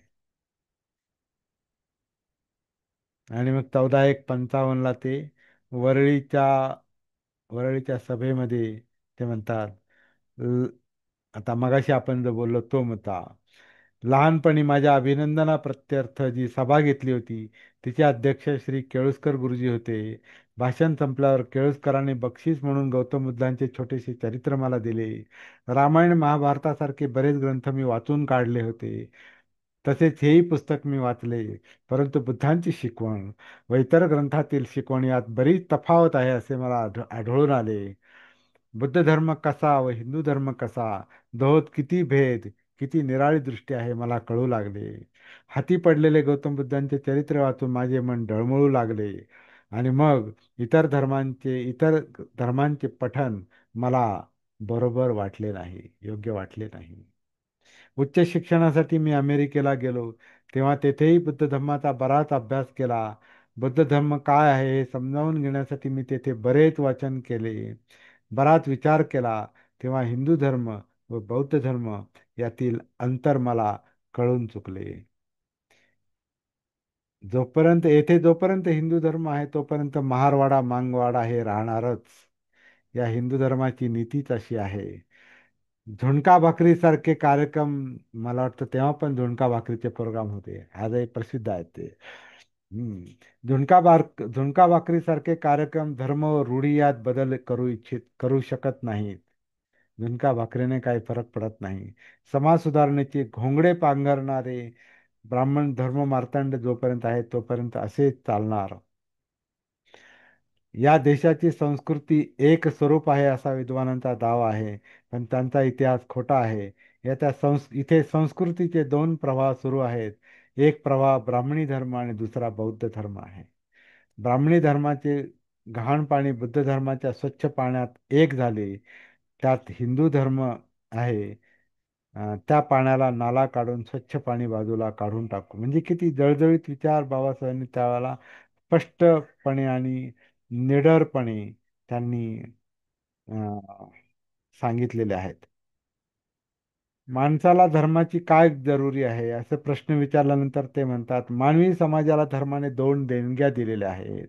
मानवी जीवनात ऐक्य अबाधित करणारी मानसिक प्रेरणा ही धर्म निर्माण करतो. म्हणजे अर्थात योग्य धर्म. मानवी जीवनात ऐक्य अबाधित करणारी मानसिक प्रेरणा निर्माण करणे, मानवी ऐक्याला पोषक असे मानसिक वातावरण निर्माण करणे गरजेचे आहे. मानवी समूहात धर्मच समता निर्माण करू शकतो.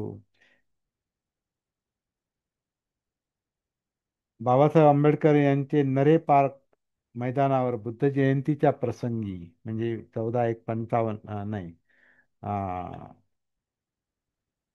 24 मे 1956 रोजी अति महत्वाचे आणि विचार प्रवर्तक भाषण झाले. या भाषणात ते म्हणतात की बौद्ध धर्म आणि हिंदू धर्म एकच नाही. बौद्ध धर्म हिंदू धर्माची शाखा नाही. बौद्ध धर्म हा हिंदू धर्मापासून स्वतंत्र आणि वेगळा धर्म आहे. अशा मुद्द्यावर त्यांनी स्वतंत्र व महत्त्वाचे विचार या भाषणात मांडले. त्या दृष्टीने भाषणाला फारच महत्त्व आहे. हिंदू विद्वानांच्या मते बौद्ध धर्म हा एक स्वतंत्र धर्म नसून हिंदू धर्माची एक शाखा आहे आणि बुद्ध विष्णूचा 11वा अवतार आहे असे मानतात. तसा तसा ते प्रचार करतात. या प्रचाराला व विचाराला साधार उत्तर दिलेले आहे. त्यांच्या भाषणातला एक महत्त्वाचा भाग इथं दिला. आम्हाला स्वाभिमानाचे जीवन हवे. त्यात दारिद्र्य प्राप्त झाले तरी हरकत नाही. स्वाभिमानाच्या जीवनाला महत्त्व आहे. किडामुंगीचे जीवन आम्ही जगणार नाही. आणि मग ते ब्राह्मण धर्म आणि हिंदू धर्म यांची तुलना करतात. त्याच्यानंतर शेवटच्या काळातला जो एक महत्त्वाचा मुद्दा आहे तो असा आहे की बाबासाहेब आणि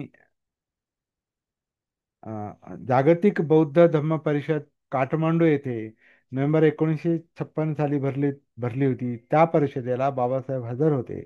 या परिषदेत त्यांनी भगवान बुद्ध की कार्ल मार्क्स अर्थात बुद्धिझम बुद्धिझम और कम्युनिझम या विषयावर विचार प्रवर्तक व मूलगामी स्वरूपाचे विचार मांडले. त्यांचे ते भाषण प्रसिद्ध आहे. आणि मग बुद्ध की कार्ल मार्क्स हे दोन वेगळे जीवन मार्ग आहेत ते म्हणतात. आता हे बुद्ध आणि कार्ल मार्क्स हा जो विषय आहे हा मला वाटतं आपण अं, अं, लगेचच पूर्ण करावा का आणि दुपारनंतर नाही मला वाटतं दुपारीच घेऊ आपण. 3:30 वाजता आपण या मुद्द्यापासून आपण सुरुवात करूया. बुद्ध की कार्ल मार्क्स. कारण कार्ल मार्क्स कम्युनिझम याचा अं, जगावर फार मोठा प्रभाव आहे कार्ल मार्क्सचा. तर काही लोकांना असं वाटायचं की त्या मार्गाने आपण गेलं पाहिजे आणि आपल्यातले बरेच विद्वान लोक या मार्गावर आहेत आपल्याला माहिती आहेत. काही लोकांनी बाबासाहेबांच्या बौद्ध चळवळीला साथ न देता कम्युनिझमच्या पाठीमागे ते गेलेले आहेत आणि त्याच्यामध्ये मोठमोठे विद्वान आणि लेखक आणि काय काय ते आहेत आजही आहेत. तर त्याच्याविषयीचा विचार आपण 3:30 वाजता आपण करणार आहोत. 12:41 झालेले आहेत. मला वाटतं थोडासा आता वेळ आपण चर्चा करायला देऊ आणि 1 वाजता आपण थांबूया. बरोबर. मग एक एक 2-4 वाक्य परत बोला. हा माझे म्हणजे मोठे बंधू आहेत. हा पुण्याला असतात ते. आणि आमचं म्हणजे मूळचं आडनाव साळवे आहे, तर त्यांनी साळवी असं करून घेतलेलं आहे. वा. आणि हिंदू आमचं धर्माचं आमचं तसंच आहे. हा, बोला. हा, आणि धर्माचं त्याचं ते डोक्यामध्ये इतकं म्हणजे फिट आहे. हा, आणि धर्मावर चर्चा करायची, धार्मिक पुस्तकं वाचायची, ते स्वामी विवेकानंदचे खंड वगैरे हे ते सगळं, ते कलकत्त्याला जाणं वगैरे असे प्रोग्राम त्याचे चालू असतात. हम्म. तर जोडीदारी त्यांची, आमची जे भाऊजं आहे वहिनी, ती तशीच भेटली. अच्छा. म्हणजे ते व्यवस्थित चालू आहे. आणि असंच मग चर्चा करताना म्हणे विष्णूचा अवतार आहे बुद्ध वगैरे. हा, म्हणलं बुद्ध तर कसं झालं याचा अर्थ, हा, हा. प्रमोशन झालं म्हणलं. तर ते झालं. आणि त्याला प्रवासात म्हणजे तो कॉलेजला असतानाच असं धर्मावर चर्चा करायचं. ते कोणतरी ब्राह्मण व्यक्ती त्याच्या समोर बसला होता आणि त्याने असं काहीतरी त्याच्या हातात पुस्तक वगैरे पाहिलं, आणि त्याचं पुस्तक म्हणजे म्हणजे असं धरायचं की कोणाला तरी दिसलं पाहिजे ते हो. स्वामी विवेकानंद वगैरे वगैरे असं काहीतरी. मग तेव्हा तो माणूस प्रभावित झाला, तो होता ब्राह्मण, आणि ते त्यांची चर्चा झाली धर्म वगैरे, आत्मा मोक्ष फलानं आणि हे ते.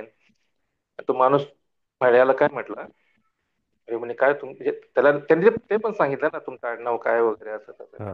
तर लक्षात आलं ते, म्हणजे काय तुमचे म्हणजे हे म्हणे विचार ब्राह्मणासारखे आहेत म्हणे तुम्ही. हा. त्याच्या चढ डोक्यात चढले हा, चढले. त्याच्या डोक्यात भावना आली की तो राहतो पण ब्राह्मणांच्याच वस्तीमध्ये राहतो. मग त्याला एक दिवशी मी म्हटलं, मला तू ते जे तू रामकृष्ण परमहंसच्या मठात वगैरे जातो वगैरे, मला एक दिवस त्या पुजाऱ्याच्या जागी मला बसून दाखव, हा, हा. आणि तसा फोटो मला पाठव म्हणलं. मी पण मानतो म्हणलं मग त्या गोष्टी. मग नीट तो मला माझ्यासमोर या गोष्टी चर्चा करायला घाबरतो. हम्म. तर त्याचा जो त्याने कुंपण जे तयार केले ते उद्ध्वस्त करतो मी, आणि हा, तो चर्चा करत नाही माझ्याशी. मग थोडक्यात म्हणजे तुम्हाला सांगण्यात काय अर्थ नाही, एवढंच बोलतो तो. बरं. तो सांग तर खरं म्हणलं, मला समजेल ना समजेल ते नंतर बघू म्हटलं, तू सांग तर म्हणलं मला काय. आणि हेच आमच्या वहिनी एक दिवशी असं बाबासाहेबांवर वगैरे वगैरे असं चाललं होतं बोलणं. तर ते आमची वहिनी काय म्हटली की म्हणे माझा पूर्ण विश्वास आहे बाबासाहेब हे कृष्णाचे अवतार आहे, आणि मी ऑलरेडी कृष्णाची पूजा करतेच की म्हणे. हा. बाबासाहेब त्यात आलेच की म्हणे. मग कालच मी एक आपलं धनंजय कीरचं एक पुस्तक मी सहज चाळत होतो.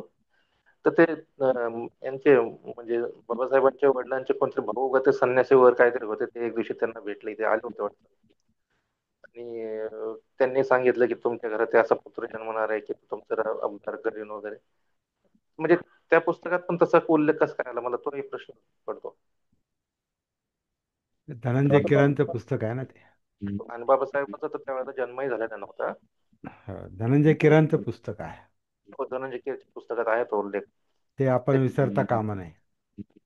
त्याच्यामुळे ते मुद्दाम टाकलं गेलं का तसं प्रत्यक्षात घडलं हे नाही सांगू शकत. काय असेल ते आता. काही गोष्टींना आपण काय म्हणतात, समर्थनही करू शकत नाही आणि विरोधही करू शकत नाही. काय माहिती नाही म्हणजे आता, कारण विरोध करायला आपल्याला त्याला काही आधार नाही, आणि समर्थन करायला आधार नाही, तर त्या काही गोष्टी दुर्लक्षितच कराव्या लागतात. असेल. पण दुर्लक्षित करून आपण कधी कधी सत्यापासून दूर पण जाऊ शकतो, असं पण होईल. ठीक आहे, तर जसं आपल्याला जसं त्याच्याकडे बघायचं तर आपला दृष्टिकोन असणार आहे. पण होते कधी कधी हा. विधा अवस्थे होते होते. नाही, द्विधावस्था म्हणजे आपल्याला काय पाहिजे, आपल्याला असं वाटतं का नाही काहीतरी फिक्स असं पाहिजे. हा. फिक्स फिक्स काहीच नसतं. फिक्स जे काय असतं ते संदर्भाला धरून असते. आणि आपल्याला तसं वाटतंय, तो आपला एक म्हणजे आपण ते धरून ठेवतो, ते धारणा आहे ती, की असं पाहिजे काहीतरी, असं एका बाजूला पाहिजे, आहे की नाही, आहे की हे अमुक एक आहे की नाही, आहे नाही असं काही गोष्टींचे उत्तर देता येत नाही. ते कार्यकारण भावावर अवलंबून आहे, की काहीतरी आहे ते, त्याचं हे असं असं उत्तर आहे, हे असं असं काहीतरी कारण आहे, त्याचा असं असं परिणाम आहे.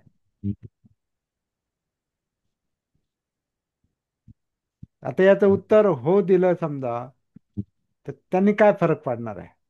जे झालं ते झालं, आणि नाही म्हटलं तर त्याच्यात विषयच नाही मग.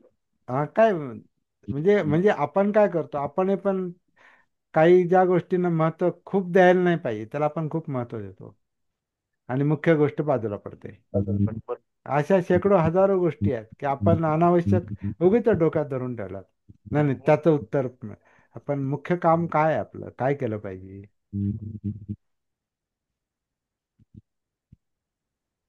मुख्य ते कार्य आता हा मुख्य कार्यापासून आपलं लक्ष विचलित होतं आणि लक्ष विचलित होतं आणि आपला जीवनाचा अमूल्य वेळ वाया जातो ना त्याच्यामध्ये. त्यातून काय साध्य होणार आहे. आता हाच आता अस्पृश्यतेचा प्रश्न घ्या. अस्पृश्यता लादली, जात लादली, ते आता कोणी लादली आणि काय लादली याचा विचार करत बसण्यापेक्षा ती सोडून द्या ना जाग्यावर. बरोबर. सोडून द्या, याच्यातच हित आहे ना. हा, मग आणि ते आता बुद्धांनी पण बाण मारलाय, तुमच्या शरीरात बाण घुसलाय. जखम दुरुस्त करा. हा, आता ते बाण काढा. नाही नाही, कोणी मारला ते आधी सांगा, त्याला काय अर्थ आहे. हा, बरोबर. बाण आधी काढा, जखम हे व्यवस्थित करा आणि नाही सापडला मारणारा तर तुम्ही आता जगलात तर त्याचे जीवनाचा सदुपयोग करा, चांगला उपयोग करा. आणि काय करता येण्यासारखं असेल तर करा. किंवा मारणाऱ्याच्या मारणारा जर सारखाच मारतोय तो, हा. तर मग काही बाबासाहेबांच्या चळवळीसारख्या काही गोष्टी करता आल्या, परत त्याला न मारता. नाही तर त्याने मला बाण मारला, मी त्याला आता मारणार, तर त्यातूनही काही साध्य होणार नाही. प्राथमिकता ही आहे की बाण काढून आपण ठीकठाक होणं. हा, आणि प्रवृत्ती चेंज करता आली पाहिजे. माणसाची टेंडन्सी जी आहे, ती प्रवृत्ती जी आहे ती बदलवता आली पाहिजे. हे बाबासाहेबांचं कामाचं महत्व खरं म्हणजे हे आहे, त्यांनी हिंदूंना पण आपली प्रवृत्ती, या देशाला आपली प्रवृत्ती बदलण्यासाठी त्यांनी एक वातावरण तयार केलेलं आहे. बुद्ध धम्म देऊन किंवा राज्यघटना लिहून माणसाच्या प्रवृत्ती बदलतील असं वातावरण निर्माण केलं. त्या लवकर बदलणार नाहीत, कारण ते फार रिजिड प्रवृत्ती आहे, त्या फार काय म्हणतात ते, कडक कडक झालंय ते, त्या निर्ढावलेत ते लोक, निर्ढावलेत. पण शेवटी माणूस आहे ना, माइंड आहे, चित्त आहे. चित्त कधी स्थिर नसतं, चित्त हे बदलतं परिस्थितीनुसार. आणि तसं समंजसपणाचंच काम करणं गरजेचं आहे. त्यात तरच आपण वाचू शकतो, दुसऱ्याला वाचू शकतो. नाहीतर अक्कोची मग अवधी मग अजिनी मग त्याने मला मारलं मग मी त्याला मारणार, त्याने मला शिव्या दिला मी त्याला शिव्या देणार, त्याने मला असं केलं मी त्याचं तसं केलं, त्याने माझा विध्वंस केला मी पण त्याचा करणार.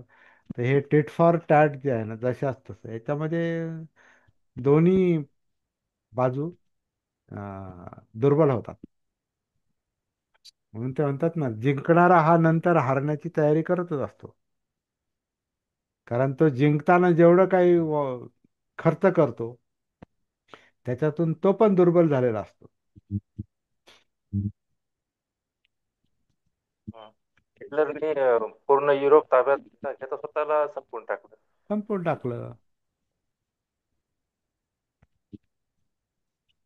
आता अनेक राजे महाराजांचं उदाहरण आहे ना, आता जे काय ज्यांनी आलमगीर बादशाह, त्याचा शेवट कसा झाला, कुठे झाला, आपल्या नगरमध्येच, इकडेच. शेवटी पळतच राहावं लागलं त्याला, दक्षिणेकडे येऊन. कोणाचं टिकून राहत नाही.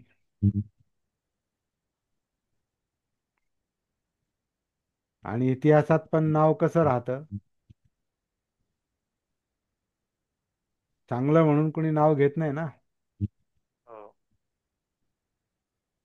आणि इकडे बुद्धांचं आणि बाबासाहेबांचं नाव वाईट अर्थाने घेणारे घेतील, पण चांगल्या अर्थाने घेणारे जास्त लोक आहेत जगामध्ये. बुद्धांचा मार्ग हा अनुसरण्यासारखा आहे, जगातल्या जास्तीत जास्त लोकांना वाटतं.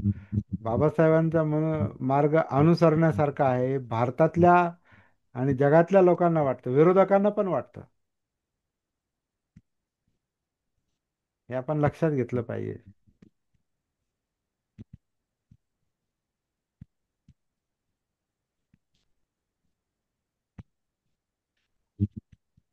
म्हणून भानावर आलं पाहिजे. तर थांबूया का आपण? थांबूया. त्या धम्मामुळे परत परत एक दोन मुद्दे परत बोला. आपण एक गावातलाच एक भाग आहोत आणि गावामध्ये खेड्यागावामध्ये रीतिरिवाज, जुन्या परंपरा याच्यामध्येच आपण लहानाचं मोठं झालो. पण बुद्ध धम्म हा एक असा धम्म आहे की मनाची शुद्धी आणि आत्मक्लेशाची साधना, म्हणजे ह्याचं पूर्ण असं अवलोकन करून सगळं व्यवस्थित पाहून चिंतन करून बौद्ध धम्म हाच एक आपल्या चित्त शुद्ध करू शकतो, मन शुद्ध करू शकतो आणि माणूस भानावर येऊन आपलं स्वतःचं कल्याण करू शकतो. हे खूप म्हणजे असं अनुभवाला आलं.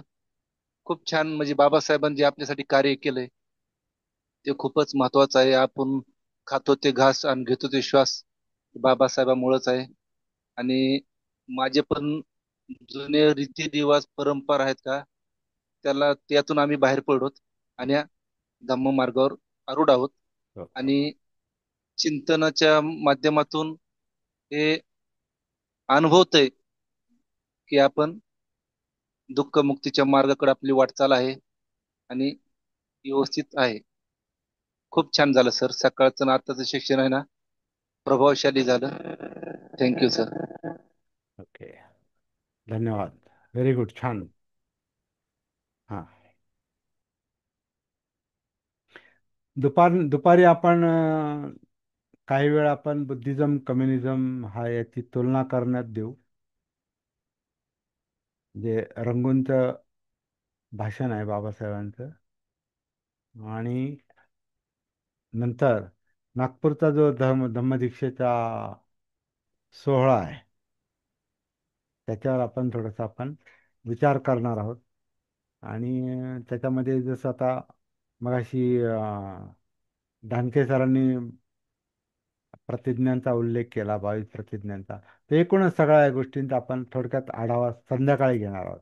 आपण सगळ्याचं सगळं नाही हे करू शकणार, कारण ते मोठा विषय आहे तो. परंतु तरीसुद्धा आपण 3:30 ते 6 अडीच तास आपल्याला आहे. थोडासा विषय वेळ इकडे तिकडे झाला तर चालू शकतो, नाही का, संध्याकाळचा. ती आपण काही लोकांना कार्यक्रमाला जायचे म्हणून आपण तो 6 पर्यंतच वेळ ठेवलाय. पण बघू आपण संध्याकाळी कशी परिस्थिती आहे त्यानुसार. जर विषय खूपच अपूर्ण राहिला असं आपल्याला वाटलं संध्याकाळी, तर आपण थोडा वेळ वाढवू पण शकतो. इथं सध्या आपण थांबूया आणि जेवण करा, आराम करा, थोडा आराम करा, डोक्याला थोडी विश्रांती द्या. म्हणजे फ्रेश आपण 3:30ला आपण या ठिकाणी पुन्हा चिंतन करायला जरा ऊर्जा पाहिजे आपल्याकडे. नाहीतर शक्ती नसेल तर मग चिंतन पण नाही करता येत, विचार नाही करता येत. त्यामुळं आपण या ठिकाणी थांबूया आणि संध्याकाळी पुन्हा भेटूया 3:30 वाजता.